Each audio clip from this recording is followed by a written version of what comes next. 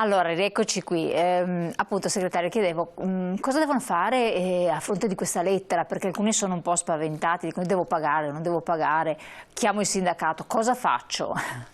Sono anche molto arrabbiati, non solo spaventati, sono molto arrabbiati e quindi io quello che suggerisco è che sollecito che continuino a segnalarci tutti questi casi.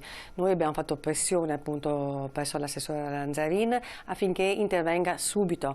Lei si era diciamo, impegnata nel giro di qualche settimana, ricordo dal 5 quando c'è stato l'incontro, perché doveva capire meglio la quantità di risorse che arrivavano dal governo, no? Rispetto ai ristori per le case di riposo. Noi abbiamo richiesto che l'incontro invece con le due associazioni, con le associazioni di rappresentanza delle case di riposo avvenga subito, perché il messaggio deve essere dato al più presto, proprio per non lasciare in difficoltà i familiari e i cittadini. In ogni caso abbiamo anche comunicato alla Regione che avremmo continuato a segnalare alla Regione tutte queste situazioni, quindi ditecelo, continuate a chiamare. Scrivete, chiamate la SPCGL, chiamate il sindacato, segnalate queste anomalie, queste richieste economiche con il nome della casa di riposo in modo tale che voi possiate intervenire poi. Sì, sicuramente, questa è l'indicazione che diamo. Perfetto, io le tolgo la parola nuovamente, è arrivato anche un altro messaggio, vediamo se la legge me lo rimette in onda e prendiamo nuovamente il collegamento con il segretario da Treviso. Prima leggo il messaggio. Penso che bisogna vaccinarsi, ma è anche vero essere dubbiosi visto che i tempi per produrre un vaccino siano anni e non 6 mesi. È lecito, però per il momento siamo tutti in corsa perché questo virus continua a mietere tantissime vittime, per cui l'unica soluzione per il momento è il vaccino. Segretario, riusciamo a riavere con noi? Eccola qua, lei stava parlando di un rapporto che avete avuto con l'USL, l'USL 2 se non sbaglio, marca trevigiana, e quindi cosa è successo a seguito di questo incontro? Avete trovato un punto?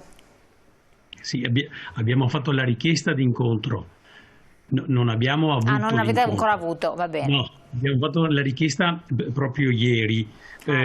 Allora, noi in questo incontro che avremo a breve chiederemo i dati ufficiali della situazione di pandemia, i dati ufficiali sia, ahimè, dei decessi, ma anche delle presenze nelle case di riposo, che poi dirò qualcosa, e dell'organico negli ospedali, nei distretti, eccetera, nelle USCA, eccetera, eccetera. Perché questo?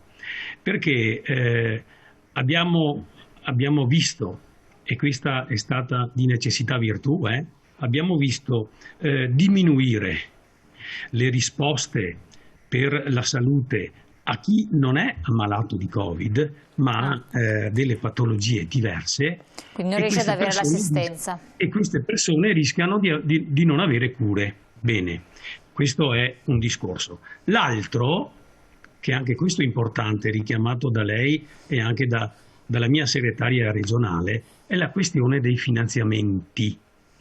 Allora, se da un lato la Regione ha dato non completamente ancora tutto il contributo che doveva dare alle case di riposo, ma li attendiamo fiduciosi, dall'altro è bene che si sappia anche questa, come posso dire, questa precarietà economica che hanno oggi, che registrano oggi le case di riposo, perché nel momento in cui c'è stata questa pandemia si è bloccata anche l'entrata di nuovi ospiti nelle case di riposo e questo ha significato una mancata entrata. Posso dirvi che in quasi tutte le case di riposo il deficit alla fine del bilancio 2020 ammonterà a centinaia di migliaia di euro.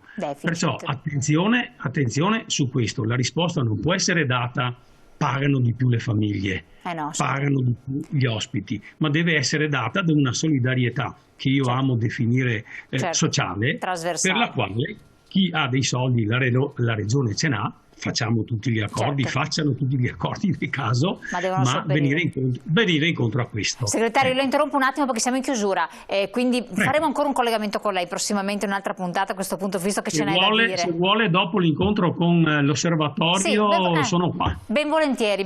Segretario, una battuta di chiusura, ma Recovery Fund potrebbe venire incontro a questo, quindi a livello nazionale il sindacato? Non ho mai visto nelle leggi finanziarie di questo questa Repubblica tanti miliardi quanti ci sono oggi stanziati per la sanità. Va bene, grazie segretaria. La battuta la faccio di chiusura con la segretaria, ci dica lei.